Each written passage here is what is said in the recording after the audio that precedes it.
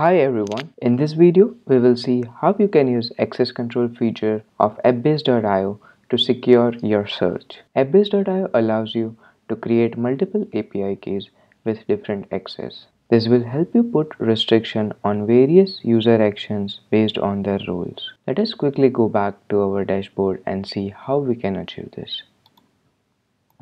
As you can see here, we have some credentials, but these are master level credentials. That is, user can perform any read, write or delete actions using these credentials.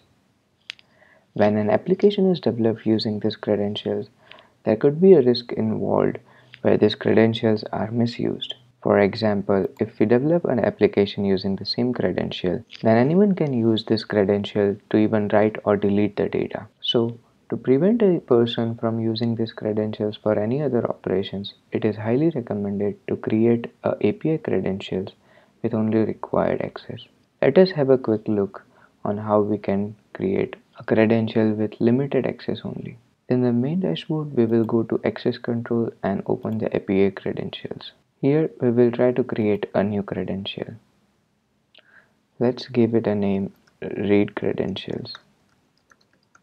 Access type would be read only. Now categories define which all actions a user can perform. For now, I will keep them as it is. Now you can also configure what all indices one can access using these credentials. For now, let's keep it all indices of this cluster because we are only allowing user to read the data.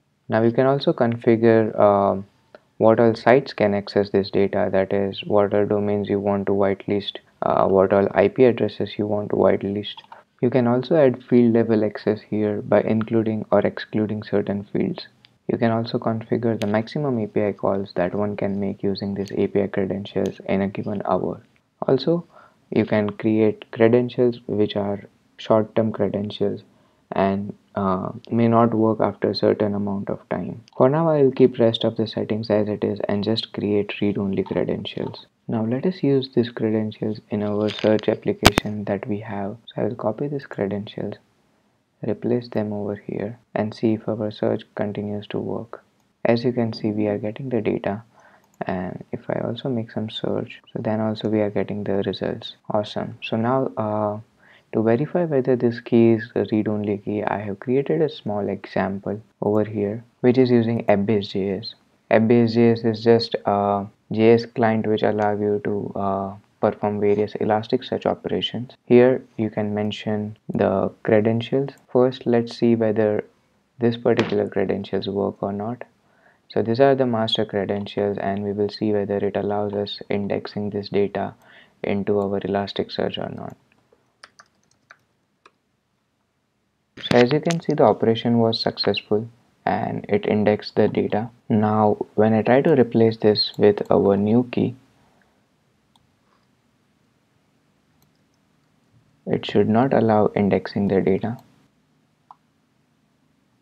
So as you can see, it is throwing 401 unauthorized action that is performed over here.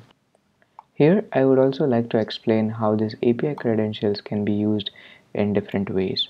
So API credential is a combination of username and password using which you can provide the basic authorization. So to access any of the API for this URL, you will need this basic authorization. Now there are two ways that you can use this particular username and password while making normal curl request or using this API endpoints in a raw form rather than app-based.js.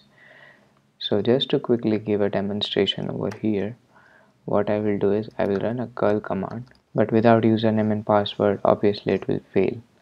So I can use this username and password in the URL itself, where at the start of URL I can mention your username and password @ domain name and it will work. Or you can use this as an authorization header. In order to put this as an authorization header, you need to encrypt this username and password into base64 encoding. So I will quickly do that using our browser console. So this is base64 encoded version of username and password. Now I can use it in the same curl request where I don't have username and password mentioned in the URL, but I'll be using authorization header with basic auth and this base64 encoded username and password, and as you can see it still works. So that's all for this video. This is how you can create various credentials based on the rules that you have for your application. I will add the documentation to app.base.js and access control in the description of this video. Thank you.